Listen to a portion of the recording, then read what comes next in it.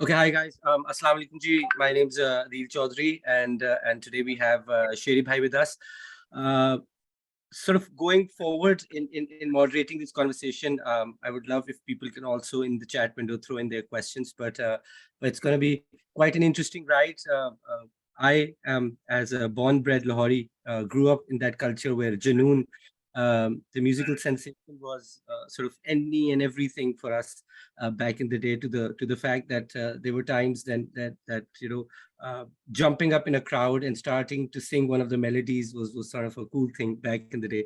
Uh, we have today with us Sherry Bhai, who is the CEO of Junoon Incorporation. Assalamu alaikum, Sherry Bhai. Welcome to Parklands Forum. Former CEO. My Former bhabhi, who's just joined on, is the current CEO. But yeah, current I CEO. was once upon a time. That's fantastic. So, Sherry Bhai, the platform's all yours, Ji. Thank you so much. So this talk could have been called a number of things. SEIA, because I think I was partially involved in naming Junoon's live album Daur Junoon, so I thought it would be a good title.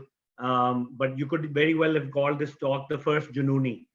So मजे की बात आपको ये बताता हूँ कि जिधर से मैं right now where I'm sitting is actually the same basement of my father's house back in the 70s, where the precursor to Junoon, a band called Eclipse, which also featured Salman Ahmed, also featured Brian O'Connell, although their roles were reversed. My brother used to play bass in those days.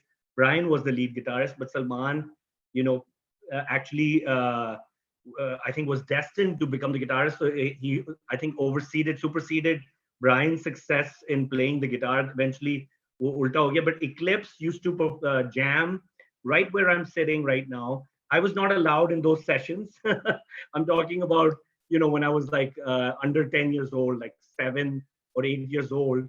The band would be practicing. They entered their name in a competition at the same high school where they both attended, called Tappan Zee High School, which is about 5 minutes away from this house where I'm living, where my daughter's also gone. And pretty much almost my whole family has attended since we were kids. My nephews, my nieces, my brother, my sister, Oh, wow. even I, and now my daughter. So either मैं छोटा सा था. I'll start from the beginning. Let's make it chronological. I was born in 1971 in London. My father was with CIA, and he was posted to the UK. So I was born in London, and I think less than 6 months after I was born, he was transferred to Kuwait, and in Kuwait he was offered the job to become the country manager of Kuwait Airways for USA and Canada. So we had an option. My parents, I was too small to be a part of that decision making, but my older sister and my older brother were asked by my parents, कि भाई पाकिस्तान जा सकते हैं या America जा सकते हैं. So my older brother and sister both said And New this older York. brother is Salman Ahmed. My older brother Salman Ahmed, who's 8 years my Okay. senior. So Okay. we're talking about 1974. So I was like 3. Salman would have been 11. My sister would have been 5 or 6. So they said, "नहीं, हमने तो America जाना है, New York." So the decision was set in 1975. We landed in New York, and we moved to this house that I'm living in was the country manager's house for Kuwait Airways for USA and Canada. So we moved to this house and fell in love with America. Salman then went on, I think a year or two later, with one of his class fellows. They told him to join them for a concert at Madison Square Garden of Led Zeppelin. Wow. And Cool. that was a very formative experience for Salman. And seeing Jimmy Page bathed in laser light, I think blew his mind. And I was obviously very his experience and his musical taste deeply impressed me as well. I was a fan of Beatles before I was 6 years old. I became a fan of Led Zeppelin before I was 8 years old. So, and whatever they would play, like I said, in this very room that I'm sitting, Eclipse unke band ka naam tha. They would play AC/DC, they would play Queen, they would play Beatles and Led Zeppelin. All of that music became my music, So I was very, very sophisticated in terms of musical taste from a very early on, thanks to my older brother and sister, who has a completely different generally taste. She's more into pop, but I imbibed that as well. Anyway, so when I was 10 years old, my father again got transferred to Pakistan to become country manager for Kuwait Airways in Pakistan. So I went to the Karachi American School there. And Salman always wanted to be a cricketer, which was not going to fly with my parents at the time. So they said, "Nee, tum doctor banoge," or he had to pretty much kowtow to my parents' wishes and went to King Edward Medical College in Lahore. We Of were in course. Karachi. Of My course. brother stayed with my nani in Lahore. So, I mean, I was always my brother's biggest fan. Like I said, the first Junooni. So, bhaiya kar to rahe the medicine, but his heart was never really in medicine. He did it just to please my parents. His passion was cricket, and his passion was the guitar. And so he would call me whenever he had a couple of bands there. Doctors League, एक band का नाम था, एक और band का नाम था Eastern Winds. So whenever he would have a concert, now we had free travel because of my father's job. So भैया का phone आता था कि शेरी आ जाओ उन दिनों में Thursday को होता था ना weekend. Thursday night I'm playing at Alhambra Arts Council or I'm playing at Kinnaird College. So I was a young kid, okay? I was 12, 13, 14 years old, but any opportunity to see my brother was enough for me to go alone on a plane to Lahore, stay at my nani's place. And I remember the Kinnaird College concert was mind-blowing. I mean, I was too young to really I'm sure too everyone concerned who's sort about of been to Canada during those times would believe that. Yes. the all-female concert was just, it was like a Beatles experience, right? All the screaming and anyway, I mean, he was incredible as a guitar player. They did mostly covers, but Santana, se leke Bollywood ke bhi gaane kabhi kabhi ga dete the. But yeah, it was incredible for me to do that. Anyway, then he finally graduated from King Edward Medical College. Un dinon mein, Vital Signs had gotten to know that this incredible guitar player, Vital Signs was based in Islamabad. Yeah. Bhaiya was in Yes. Lahore. And so, there's this guitarist in Lahore that can play like Eddie Van Halen, was the word that was getting out. So Vital Signs were looking for a guitarist, and they asked my brother, we have a album deal potentially with EMI in Pakistan at the time, and we want you to be our guitarist. So my brother gave his degree from King Edward Medical College, MBBS degree, to my mother. Said, "Ammi, ये मैंने आपके लिए अब कर दिया है, अब मुझे आप let me be me." So they said, fine, 1-2 साल में ठीक हो जाएगा, 6 महीने में इसमें sense आ जाएगी, he'll know that this is a silly direction, and he'll become a doctor. That never happened because Dil Dil Pakistan became an overnight success. PTV was the only channel we had. Yes. Yeah. Sorry? Yeah, bilkul ji. Dil Pakistan is I think where we all start to relate with that part of the music genre. Oh, and I can't, I mean, I don't need to tell anyone on this call who's from Pakistan how big it was, because you only had one channel and it was getting a lot of airplay on that channel. It was the heady days where, I think Ziaul Haq plane had already crashed and we were already with Benazir as the first prime minister. So moving towards democracy, freedom, etc., away from that, dark days of martial law. Although for me, it wasn't that dark, but I was very young. Maybe I didn't know. But anyway, so yeah, Vital Signs was born out of that time. And very quickly, it was clear that wasn't going to satisfy Salman, because there was a lot of disagreements in terms of the direction of the music. Even I said to my brother, I said, Aap to, you were always about rock and roll, and these guys are making pop music, synth-based pop.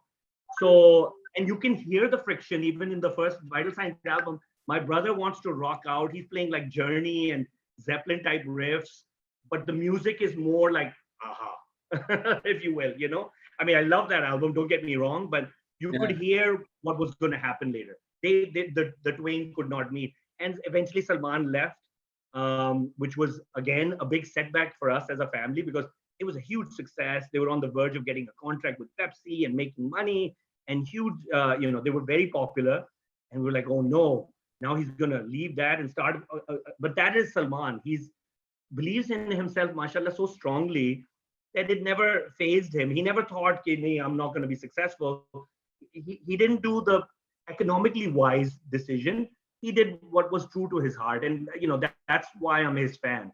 It's been very inspiring to me, that self-confidence in khudi jo unke andar hai na mere bhai mein, is very inspiring, I think, for the whole nation. Anyway, so then he formed Junoon, and Junoon struggled for many, many years. But like I said, I was very happy, because now he was making the music that I knew was inside of him, and that needed to come out. And like, you know, it was Led Zeppelin, it was Queen, all of those Western influences that we'd grown up with, but also almost like a cultural edification for me. He, because of his friendship with Imran Khan, was exposed to Nusrat Fateh Ali Khan. And Imran Khan actually, when Junoon formed, or just when Vital Signs ended, Imran Khan had a fundraiser in London. And Udar, he asked Bhaiya to do a little instrumental, which was, I think, the beginning of the song, or the instrumental called Heer, which was on Junoon's first album. Isme tabla or guitar. By the way, Salman was not the first person to do that. I don't want to ruin his game. Jimmy Page was the first guy to take guitar and bring it together with tabla way back in '68 when Led Zeppelin's first album came out, on a track called Black Mountainside. But as far as most Pakistanis and South Asians were concerned, it was the first time that guitar and tabla, and especially for our audience. And so I was tickled by knowing that fact, you know. And so when he put that on the first album obviously didn't get a lot of great coverage and reviews or anything.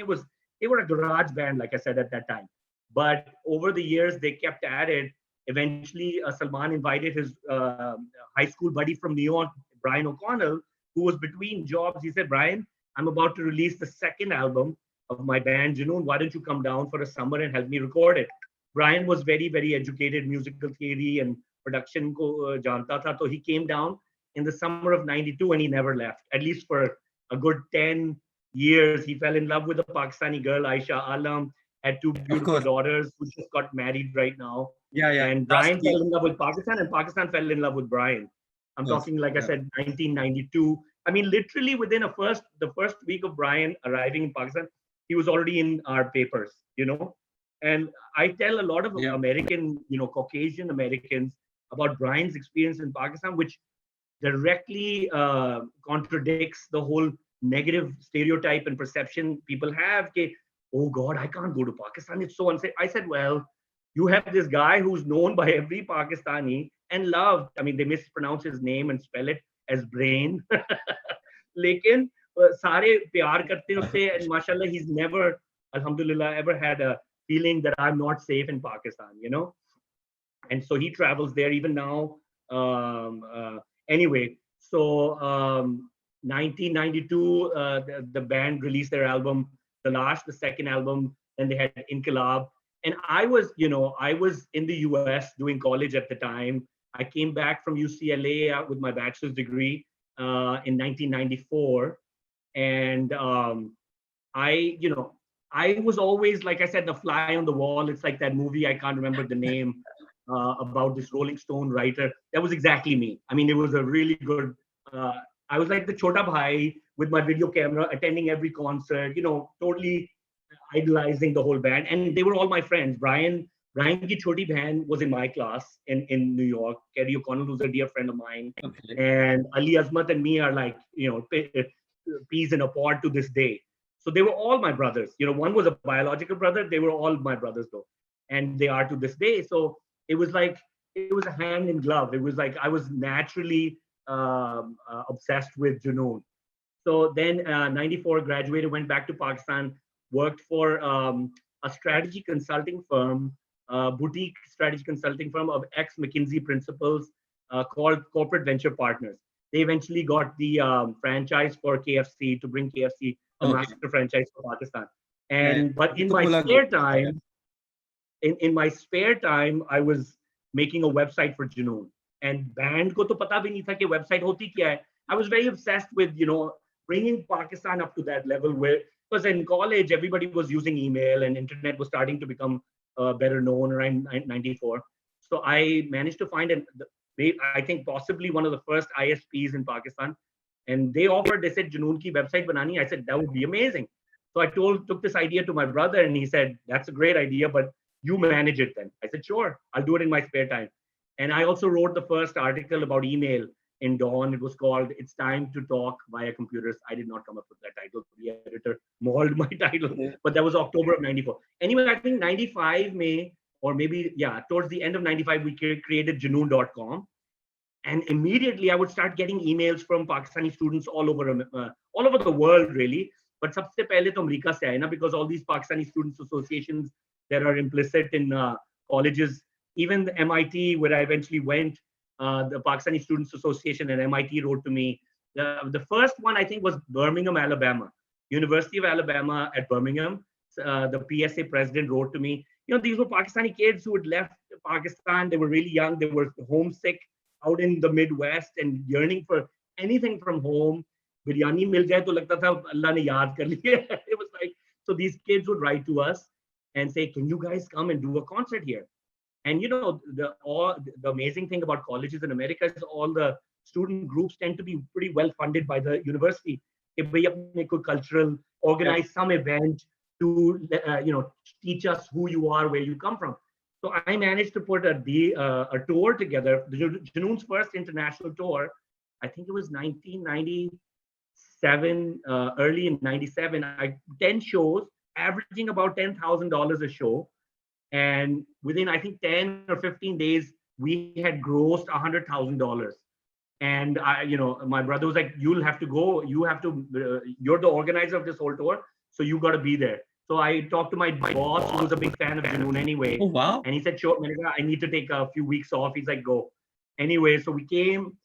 It was incredible. My father organized the show in New York. My father was working with PIA again now in Manhattan, and you know, PIA owns the Roosevelt Hotel. So the band itself organized the show at the Roosevelt Hotel. We managed the sound ourselves. My father and mother were forced to be like the entrepreneurs selling all the tickets. They knew everybody in New York, the Pakistani community. So it was not a tough ask, you know, mere beti ki concert aa rahi hai, aa jao.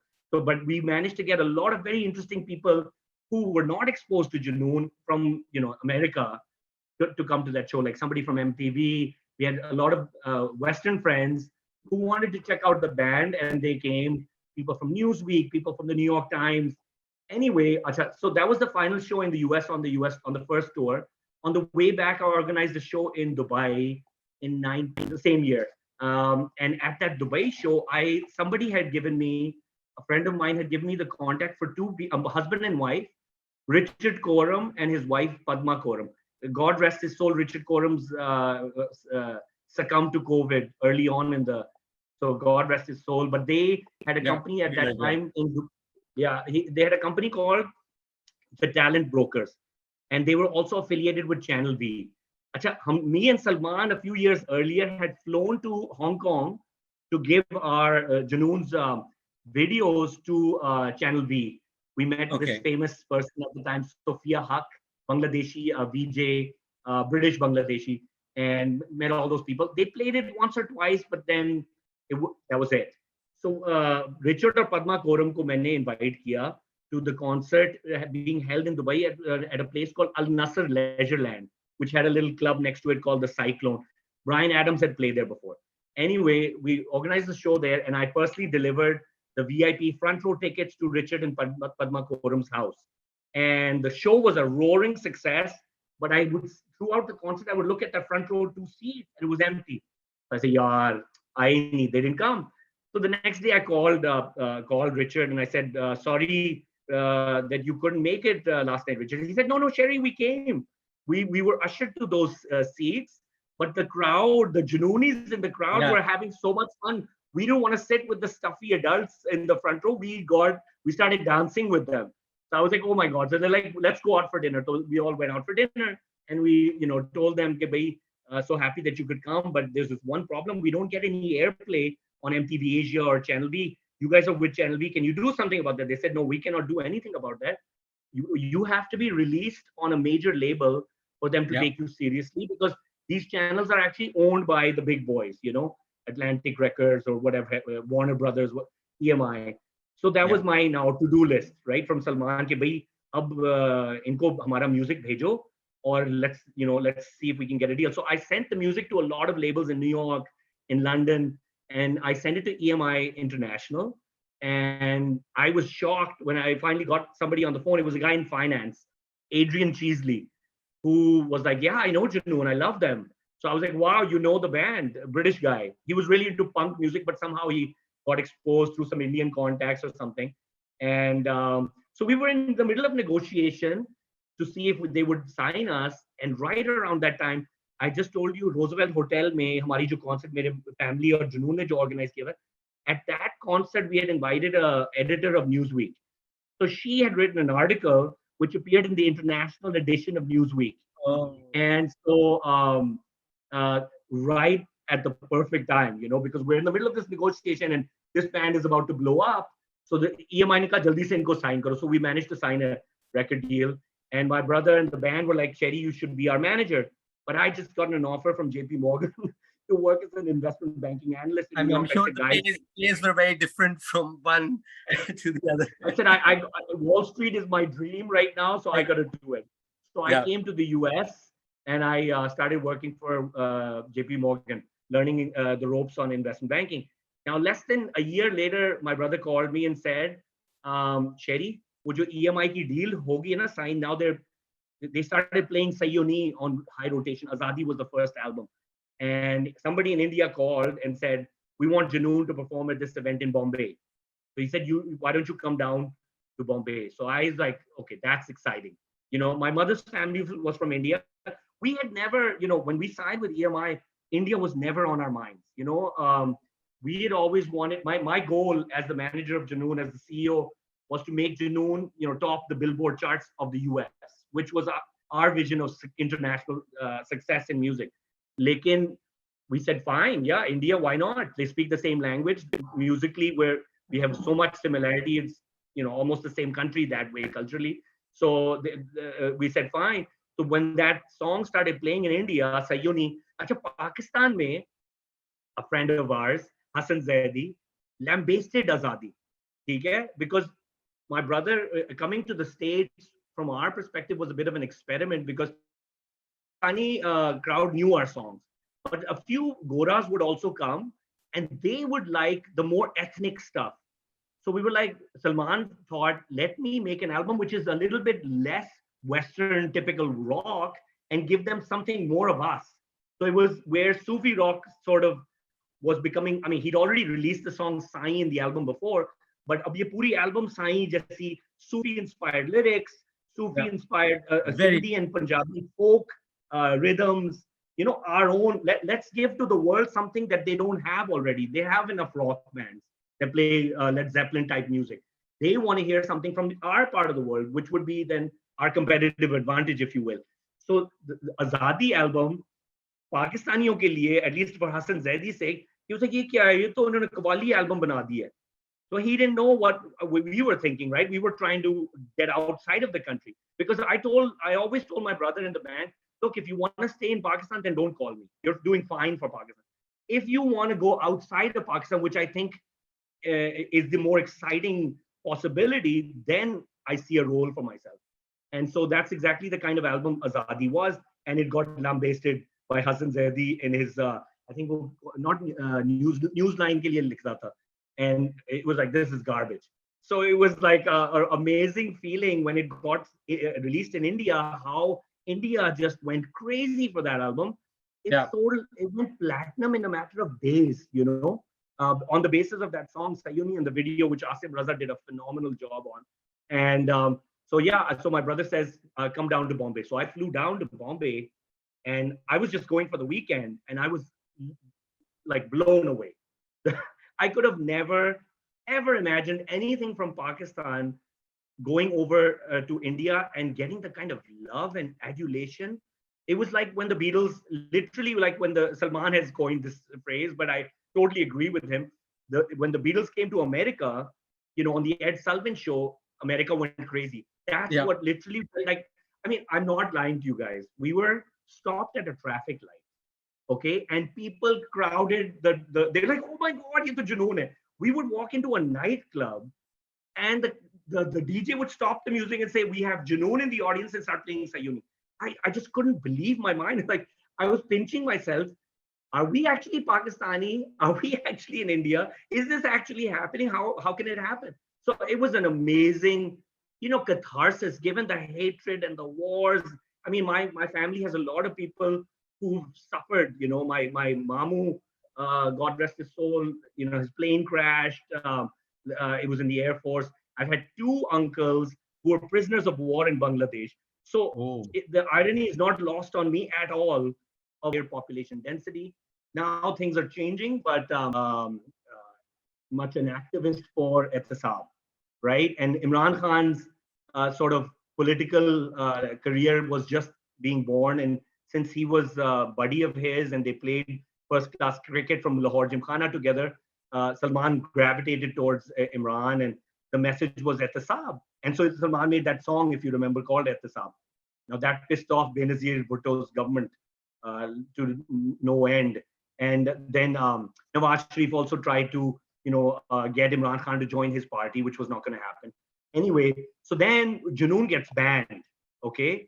And I was not even in the band for 6 months. Guys are touring globally. You get banned in Pakistan?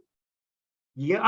So 1990, मैं बात कर रहा हूँ 96 में, we had signed a contract with Coca-Cola, and that was about to basically be out the window and so we didn't know why, right? What was the reason for us being banned? And so I got the Coke contract was like very lucrative, and that's how they could pay my salary. So I got a meeting with Pervez Rashid, who was the chairman of PTV in those days. Acha, Yusuf Beg Mirza was the MD. So I go to Islamabad with our record label. This guy, God rest his soul, Sajjad Panjwani, passed away. He had set up the meeting, and I go in front of them. And it was a very nice meeting. Pervez Rashid, very personable guy. Looked like it could have been one of my relatives. And then it got a little testy because I said, "Sir, why have we been banned?" And they said, "Beta, तुम्हारा जो ये जुनून का जो music है, ये तुम्हारा कैफियत है, तुम्हारी जो look है, this is antithetical to the culture of Pakistan." I said, "What do you mean?" And he said, your brother and Brian and Ali, they all have long hair. And that, is in Pakistani sensibility. So I said, with all due respect, sir, do you know that the Prophet of Islam, peace be upon him, had long hair? And he was like, very, very hopeful that there can be a better future for the two countries. But let me get back to the story. So then eventually, unfortunately, there was a lot of disagreements in the band, which happens in rock bands. The guitarist and the singer, Mick Jagger, Keith Richards, Jimmy Page, Robert Plant, you name it, Deep Purple. Har band mein ye hota hai. I think it's almost, I'm amazed by U2 and, Rolling Stones. They've still kept it together. But yeah, so the band looked like it was nearing the end of its journey. And tragically, it was right around then that 9/11 that happened. We were Salman became United Nations Goodwill Ambassador, and so 2001 summer we were invited by Kofi Annan, who was the Secretary General of the UN, to perform at the UN Day, which is October 24th. Or that was in August that we signed that agreement. In September, everybody knows 9/11 happened. So we thought, ye to kabhi nahi hoga. This show will never happen. Though, but they called us and they said, no, we really need you guys. Please, you need to come here. We need some happiness here because the mood is so depressing here. So Junoon, again, we said, okay, we'll do it. But again, get an Indian band. So in that show, I think Euphoria joined us. And that was like the first, I believe, rock concert at the UN General Assembly, on the stage of the General Assembly. And so in those days, we had arrived and, you could literally still smell the after effects of the plane crashes. If you went down to Lower Manhattan, you could smell dead bodies. I'm not kidding you. It's sorry to be so graphic about it. So it was a very strange, almost post-apocalyptic sort of feeling. But so what did I do? I started cold calling, TV channels. I called CNN and I managed to speak to a woman by the name of Chiaki Kawase. I said, I manage a rock band from Pakistan. She goes, a rock band from Pakistan? Come on over. So Salman then went on, and and this is really, I think, one of the key reasons why I joined Junoon. He was able to make the point across on that day when everybody wanted to kill Muslims, hate Muslims. Islamophobia I've never seen be higher. The fever for Islamophobia. Salman said these attacks had nothing to do with Islam. These people do not represent me as a Muslim or the entire Muslim world. You cannot kill innocent women and children in war. You cannot even do war unless you declare it. So suicide is haram in Islam. And for what it's worth, I think at the time, very few people had the ability to even get that sort of a microphone and get that point across. So I was very proud of my brother and very happy that I took this decision. Because I remember much earlier, I was a big fan of Nusrat Ali Khan, and I saw the same woman who wrote the article about Junoon in Newsweek had earlier written an article called "The Voice of Allah" on Nusrat Ali Khan, and that was the first time I saw the word Allah in a positive connotation. And I said, "This is what I want to do. I want to clean." I mean, I consider myself a communications person, a PR person. Islam needs massive public relations campaign to tell people we are not this pigmentary, imagined sort of psychos that you make us all to be. Yes, there are psychos on our side. There are psychos on your side. Hitler was not a Muslim, but that doesn't make us hate all Christians, So anyway, that was one of the proud moments. But I think I've been bantering on for a very long time. If anybody has any questions, I'd love to take them.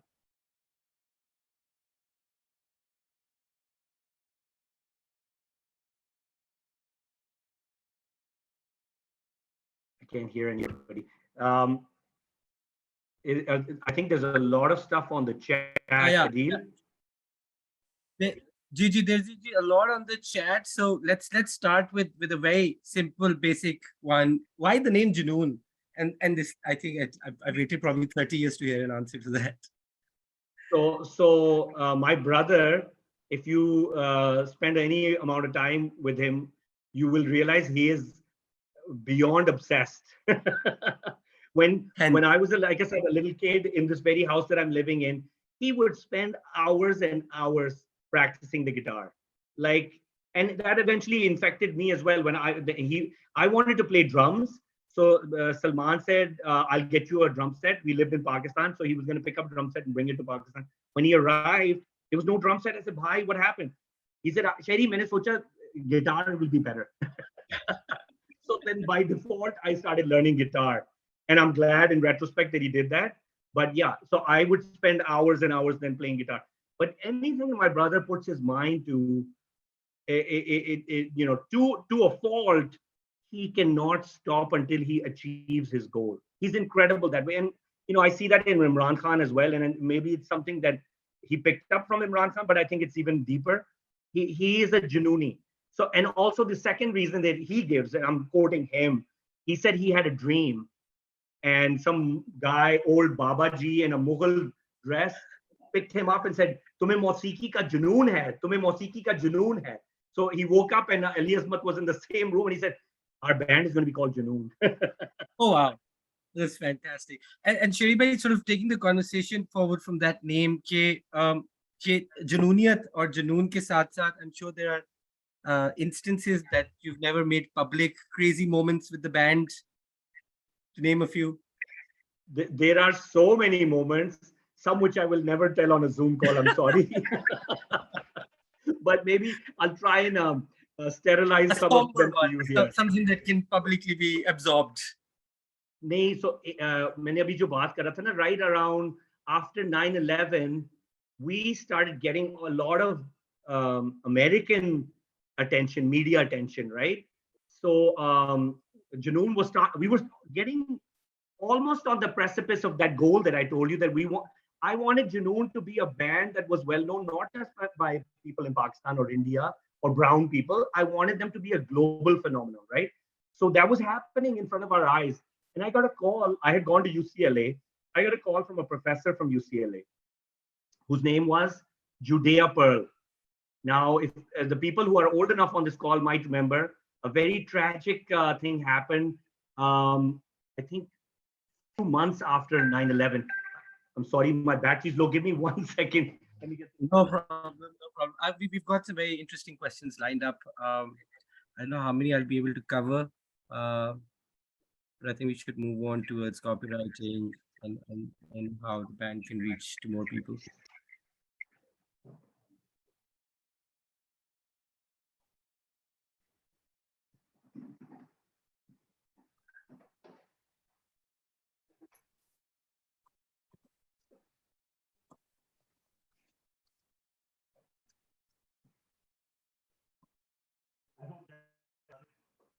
Sorry. Apologies, everyone. So, where was I? Um,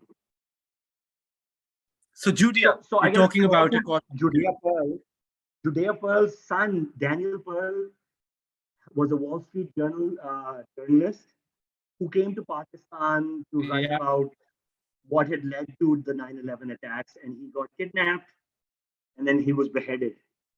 So I immediately condored with Judea, who was a computer science professor at UCLA. And I said, I'm very sorry, this tragedy, that happened to your son. Judea Pearl was an Israeli American. Yeah. Daniel Pearl was American, but so he said the reason why I'm calling you is, I don't want this tragedy to go in vain. So on what would have been the 40th birthday of Daniel Pearl, I would like to organize something that I'm calling the Daniel Pearl Music Day, which would celebrate, he was a musician as well. He played violin, Daniel Pearl. So I would like, I've been trying to get a Pakistani artist to join this global tribute, which had, Herbie Hancock and some big Western names already attached, but nobody is willing to agree to do it. And I couldn't understand why they wouldn't want to do it. I mean, it was a no-brainer for me. And so I said, Judea, absolutely, we will be honored to do this. And then when I went back to the band, my brother agreed. Brian completely agreed. Ali was like, Sherry, Al Qaeda hame maar dega. I said, we're touring in America. Nobody's gonna know in Pakistan. But regardless, we have to do this to show that we don't we will not even be cowed out or cower in front of these types of people. So then I started understanding why no other band did, because it was a risk, But you know what? For us, that risk did not exist. We had to do this. It was like a jihad. So we did it, and that day we were touring in America. I think it was in Brooklyn, and that show was covered in the Wall Street Journal. And then we went back to Pakistan, and I remember, there's a little backstory that I have to give you. We had a Bangladeshi cook that used to work for us in me and Salman's house, Nasir. तो वो देखता था ये बंदे पूरी दुनिया घूमते हैं कि शेरी भाई कभी मुझे आप अमेरिका तो भेज देना कभी मैंने भी देखना है and he would help us out at shows selling t-shirts and caps and we all loved him. He was a sweet little guy. And so I remember एक इमरान खान की शौकत खानम की fundraising tour हो रही थी जो जुनून ने करना था. But right around that time was the negotiation of the Coca-Cola endorsement contract. So I had to stay back, and I told my brother, I said, why don't you take Nasir with you? He can help out, So they got him the visa, Shaukat Khanam and all, and he gets on the tour. And I think in those days, this is before 9/11, you didn't even have to. They were not very strict about who sat on which ticket. So I could actually take your ticket and get on the plane. So Imran Khan wanted to sit with Salman on the plane from the LA show to Baltimore. So he said, why don't you, we'll send Nasir on the next flight over. I'll go with you. So wo ho gaya. Acha, when Nasir got on the plane, it was some miscommunication. Nobody came to pick him up in Baltimore. Okay. And so he lands in Baltimore airport. He could barely speak Urdu, let alone English. So एक Indian taxi driver ने उसको देखा और कहा कहते हैं मैं अपनी फैमिली को ढूंढ रहा हूँ कोई मुझे लेने नहीं आया इसे भाई तू बांग्लादेश से है तू अमेरिका आ गया let it go I'll get you a job here. So what happens, my brother calls me and he's a little bit upset. He said, your guy is gone. So I said, he called me and he told me the story. He said, so why didn't you get his number? I said, the minute I asked him for his number, he hung up the phone. So we had a problem. Okay, I'm an American citizen. Salman's an American citizen. Brian's an American citizen, but Ali's Pakistani, and everybody else in the band needed visas. So the U.S. consulate in Karachi was very unhappy with us. They thought, "हमने ये जान के कुछ किया." So I had to go to the political counselor in the consulate in Karachi and explain our case. And he, on the face of it, he said, "Okay, thank you for coming by, but we couldn't get visas for anyone ever again." Thank God Ali Asmad ka 5 saal ka visa laga hua tha.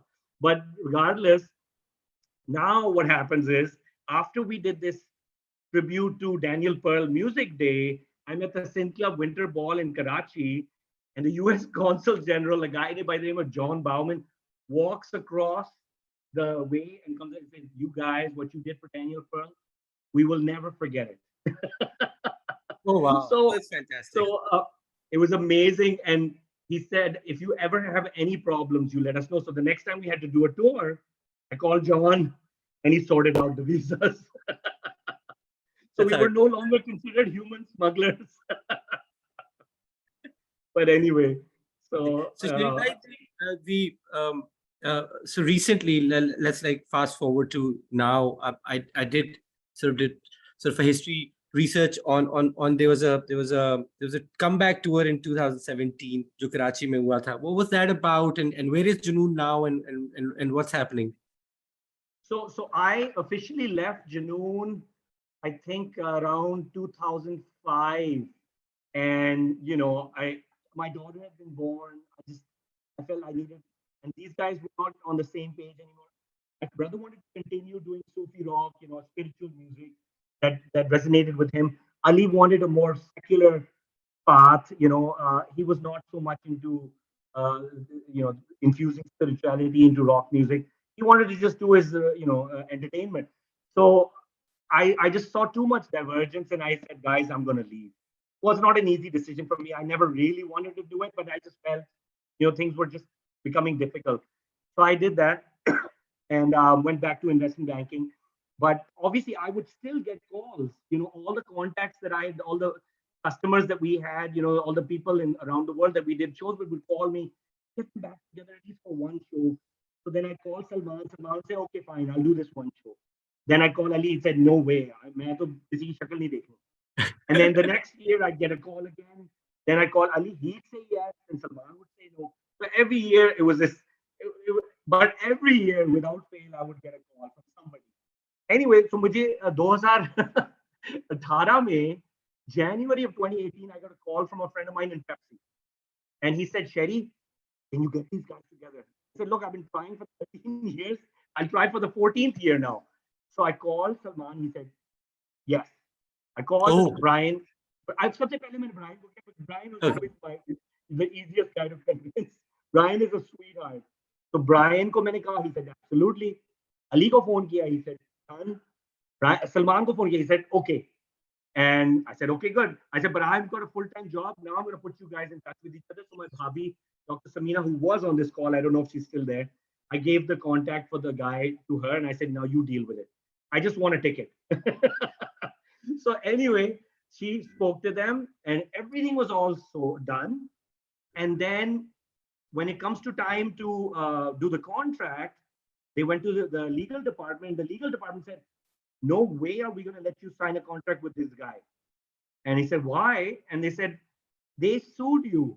Salman Ahmed, Junaid Jamshed, Rohel Hayat, and Shehzad Hassan, Vital Signs, had done a case on Pepsi for, I think Aisha Umar ne Dil Dil Pakistan phir se ga diya tha, and they did not have the right to do it. So Pepsi, Vital Signs took them to court. They didn't exist except on paper, but Vital Signs, physically, the people who were there, took them to court. And then Pepsi settled out of court and said, okay, what do you want? So they sponsored a song by Vital Signs.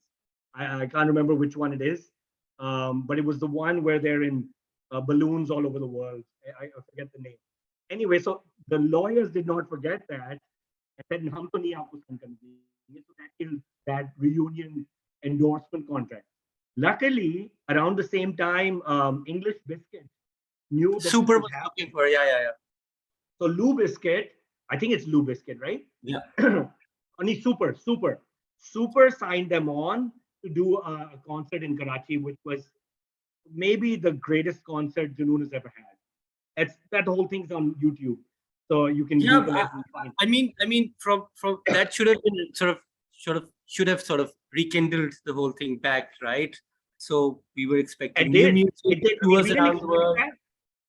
We didn't expect it, but December 25th, Christmas Day, Qaid-e-Azam's birthday, they performed in Karachi to, I guess, 25,000 people. It was incredible. The lighting, the effects, everything was amazing. And uski wajah se then they got offered to go to England again, to go across Europe, Middle East, America. So then they started touring, which was amazing. So it rekindled the flame. And then, unfortunately, then COVID aa gaya, Yeah. which kind of shut them down again. But luckily, I've moved to America this year. I was supposed to fly to New York in February, and 2 days before my flight, I got message that Junoon has a concert in Dubai. So I called Salman. I said, I got to be there. He said, Ajo. Yeah, he said, Ringo, you must be there. He called me the Ringo from the Beatles. Anyway, so I changed my ticket, which was on Turkish Airlines. I switched it to Emirates so I could stop in Dubai. And that was another phenomenal. And they had not played together. I mean, I think the entire COVID period, but it didn't make any difference. You know, वो इतने deeply गाने इनके अंदर हैं that so I'm just hoping they start touring again soon because there's a very interesting question, and I think before we end it, I really want to ask you. We've people who've seen bands on stage and all, and then read about them, sort of have this feeling that everyone has a very inflated ego. What was your experience with these three rock stars? Ek Gora Pakistan aaya, and he was like the biggest thing in Pakistan. Then Ali and Salman Bhai, and also, what was the dynamics and how are you managing these guys, like these crazy musicians? So in terms of how they deal with other people, there is absolutely no ego. That I'll tell you that. There are times like just before you're about to go on stage, which is a very difficult thing, right? Before you're playing for thousands of people, you really need a lot of emotional. It takes a big emotional toll on you. So you need to really go inside yourself and find that because performers are not like average human beings. Let's be honest. You know, to do what these guys do on stage, Yeah, they're exceptional. Not only in their instrumentality, but in every way. They have to be exceptional. Otherwise, nobody would want to see them. So at that time, if somebody feels like they've been rubbed the wrong way, I would not uh, uh, hold that against the artist. Oh yes, between each other. Oh God, Salman loves Ali. Ali loves Salman like brothers. But like brothers, I mean, I fight with my brother. You know, so there is this love-hate sort of relationship because you know each other so well. Yeah, मैं बताऊं honestly, other than a husband and wife sort of relationship, which is different also, um, people don't spend as much time together in any other industry as you do in this industry. You're on a plane together, you're in the limo together, you're at the hotel together. Ample time to start hating somebody. छोटी सी चीज आपको ना इतनी बड़ी लगनी शुरू हो जाती है यार तू बहुत ज्यादा खांसता है तू बहुत ज्यादा जोक करता है anything can become a bone of contention. So uske bawajood, I can tell you right now, I mean, if anybody has attended any of Junoon's concerts, even in this year or last year or whatever, you cannot take the love that these people have for each other. Yes, they're very different people. Ali Azmat is a completely different person. You know, he's a party animal. My brother's the most serious guy on the planet. So the fact that they are brothers is also a miracle. But what brings them together is their music, their love of music. You know, and thank God for Brian because Brian बहुत एक ठंडा बंदा है. ये दोनों लाहौरी पागल हैं. You know, Adit, you're from Lahore. We're very passionate people, Punjabis, you know. So those passionate lives a few Punjabis. houses away. I can so relate to this story. Yeah. Of course. So they love each other. Go ahead. Should we any music? Are we? Can we expect something back from Junoon? Something new? So I can tell you this, that Ashik Ali Mir, who's the Ustad, the very famous maestro of tabla that played on pretty much every Junoon album, was in the US as recently as last month. In fact, he's in the US right now. And he was laying down tracks potentially for a Junoon album. So inshallah, my prayer is that your prayers will be answered. And sooner or later, in case, temperaments will allow them to bury their hatchets and lay down some tracks. They know the whole world wants this. So I'm praying and inshallah it will. Inshallah. So the last question from my side. आपके अपने दिल से, inside of your heart, if you can sort of look back into, what's the best ever song that Junoon ever made? One. Oh my God, that is a One song. really hard one.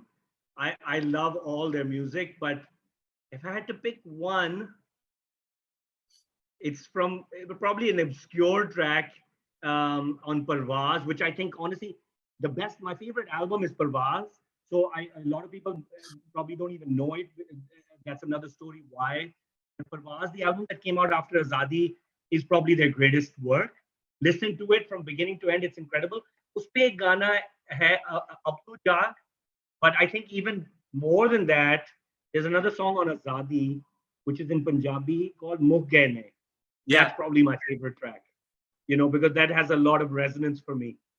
What strong. And a personal question from my end, Sharif. I being a Junooni inside out, I don't think so a lot of people understand how powerful the song No More was. The one shot in New York, the actual Angrez Gana that we thought, this rock album and this rock band has gone big. What was the story behind No More? Why was No More so like? Oh my God, that's an incredible question. Thank you for that question. So people had stopped talking to each other. 9/11 Huana, we were talking about the tragedy of 9/11. We were touring in China, believe it or not, when 9/11 happened, okay? Or right after 9/11. And our hearts were very torn because of what happened in New York. Was my father lived in New York. He was in Manhattan that morning. So it was we're all New Yorkers in some way or form. And it was very devastating for us. So we were in China on a Pakistan government trip to celebrate 50 years of Pak-Chin Dosti. And so at that time, I got an email from an American musician and journalist by the name of Polar Levine. Polar, who's Jewish, he wrote to me and said, I had made contact with him sometime earlier, but he said, I really feel that some bad things are going to happen in the world because of this. And I fear for you guys, because you're from Pakistan and America's talking about war in Afghanistan and what will that do to Pakistan. So he had written a poem, which he sent me, which was basically the lyrics of No More. And what the essence of that was, like, I told you about that smell that you could smell in lower Manhattan after 9/11. This body, dead, you could smell carcasses of humans. He was talking about breathing in that dust of post 9/11. And he said this, he took something so beautiful out of it. He said, I'm breathing in Muslims, I'm breathing in Jews, I'm breathing in Hindus, I'm breathing in Buddhists, I'm breathing in straight people, gay people, you name it, atheists. And at that level, there's no difference between us all, and it was so moving to me that I sent that poem to my brother. And I said, Salman, this is incredible. And Salman said, I'm going to make a song out of it. And so like I said, we'd always wanted to be accessible to a Western audience. We knew that if we were singing in Urdu and Punjabi and all that, the West would never really get to know us. So we had to do an English song, and that became our first English song, No More. That's the story. That's fantastic. And sort of ending the session, Sharif, any parting words about the future of rock music in Pakistan? What do you see as someone who's been on sort of the core and the high end side of it? Like, what are your views about the music industry now and social media's impact? So what I would say is that there's a tremendous amount of talent in Pakistan. I've seen it. Strings, so many bands, that we love. Just a few days ago, I attended the Dil Gala here in New York, and Arooj Aftab spoke there. I think the fact that a Pakistani woman has won, a Pakistani Junoon achieved that. Alhamdulillah. No, it was an example set for generations to see. I mean, the rise and rise of rock culture on back of Junoon. But thank you so much, Sharif, for being with us today. Thank it was fantastic. I'll try and answer everybody's questions in some way, somehow. If somebody can put up a forum, I'll grab these and I'll try and get to them all. All the best. Thank you all for joining. I'll ask Sharif. Thank you so much. You have a great day. Thank you everyone for joining Pakistan. Lovely speaking to you. Take care. Khuda Hafiz. Take care.